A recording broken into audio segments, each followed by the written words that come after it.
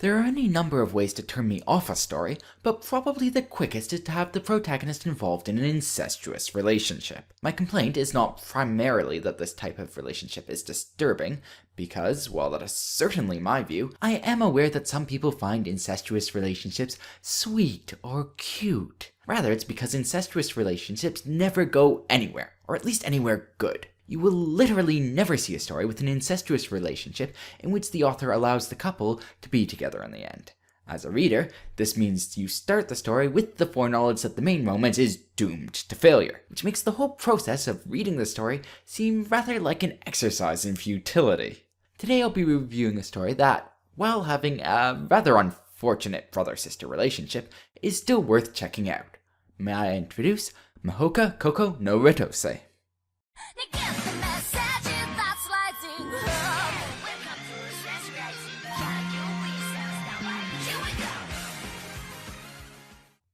Mahouka Koukou no Rettousei is set in Japan in the year 2095. So, what has happened in the 80 years between now and then? Well, very briefly, people with magic powers started popping out. The military said, "Hey, magic weapons, gimme!" Countries started developing magician breeding programs. Yay, eugenics! Human experimentation, global cooling, World War III, and that pretty much brings us to the start of the story. The story follows the students of First High, Japan's foremost high school for magicians. The school is split into two groups, the talented blooms and the under-talented weeds, and at the beginning of the story, it seems to be about the discrimination between these two groups. The focus of the story then quickly slips off this and moves on to fights with terrorists, mafia, spies, mecha aliens, all the regular stuff for Japanese high school students in a light novel. Foremost among our protagonists is Shiba Tatsuya, a rather dry and emotionless fellow. Despite having his emotions surgically removed, he seems to be rather popular with the girls, and by the 12th volume he has at least 4 different girls that have a thing for him. 5 if you count a possessed robotic maid. He also happens to be a magical genius, while still being ranked as a weed due to poor standardized test scores. Apparently in this world, just like anywhere else, standardized test scores are pretty useless. Anyways, unfortunately among Tatsuya's admirers, the most ardent just so happens to be his little sister, Miyuki. The author describes Miyuki as the most perfect being to ever grace us with her divine presence, and takes great pains to remind us of this fact. Quite literally, as you're reading through this, you get bombarded with, "Miyuki's pretty. She's really, really pretty. She's pretty enough to turn straight girls lesbian.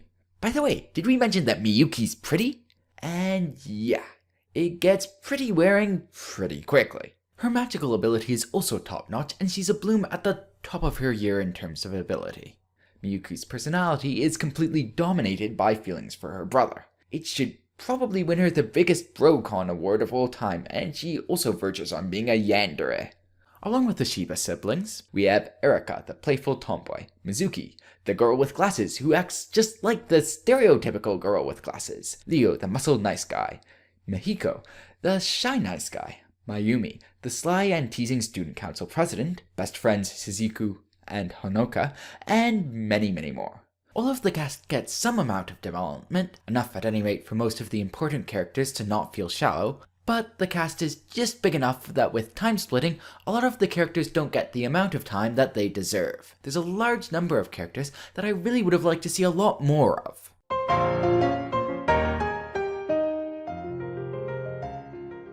The biggest thing I have to give this story credit for is its imagining of a future world. It does a great job examining the impacts that both magic and new technology will have, and it delves deeply into the challenges that such a new world would face. In particular, it looks at what would happen when a certain group of individuals carry an inordinate amount of power. Within domestic society, can and should everyone be treated equally when the presence of magic makes it blatantly obvious that not everyone is equally capable?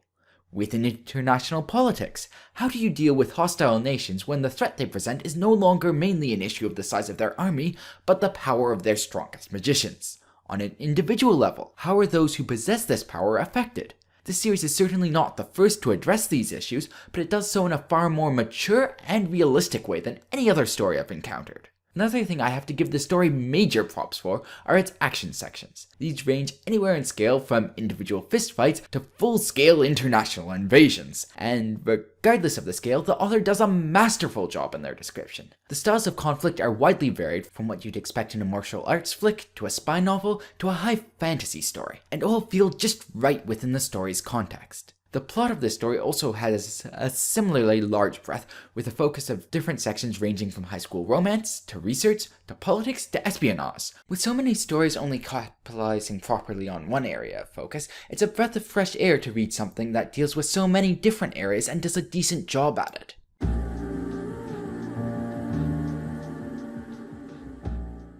So, as I already mentioned in my intro, I'm not a big fan of incestuous romance, and I don't really think I need to talk any more about that. So, what are the other problems? Well, let's start with the system of magic. A while back in my Breakblade review, I complained that despite including magic in it, it gave no explanation or even discussion of it.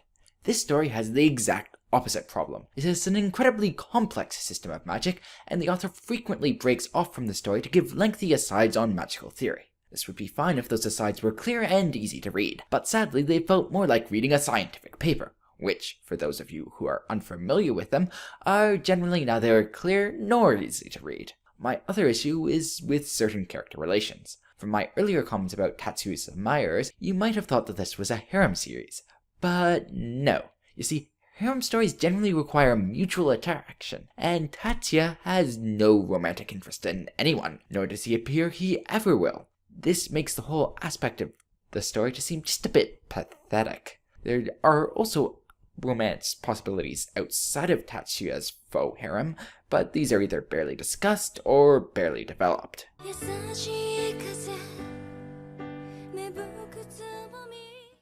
This story has a few glaring flaws, foremost among them being this. If that type of thing completely turns you off the story, that's completely understandable.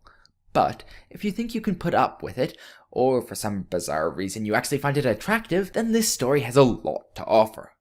For scores, I give it a 9 out of 10 for plot, a 6 out of 10 for characters, 6 out of 10 for quality of prose, and an 8 out of 10 for my own personal enjoyment, giving Mahouka Koukou no Rettousei an overall score of 7.25 out of 10. As far as I know, this series doesn't have an official English release, but you can go and read it on Bakasuki, where they have most of the series translated. If you've already read Mahouka Koukou no Rettousei and are looking for something else, I would recommend A Certain Magical Index, which has a similar blend of fantasy and science fiction, and also a large focus on complex magical systems. Anyways, thanks for listening. If you've enjoyed this review, please subscribe, and all comments are welcome. Cheers!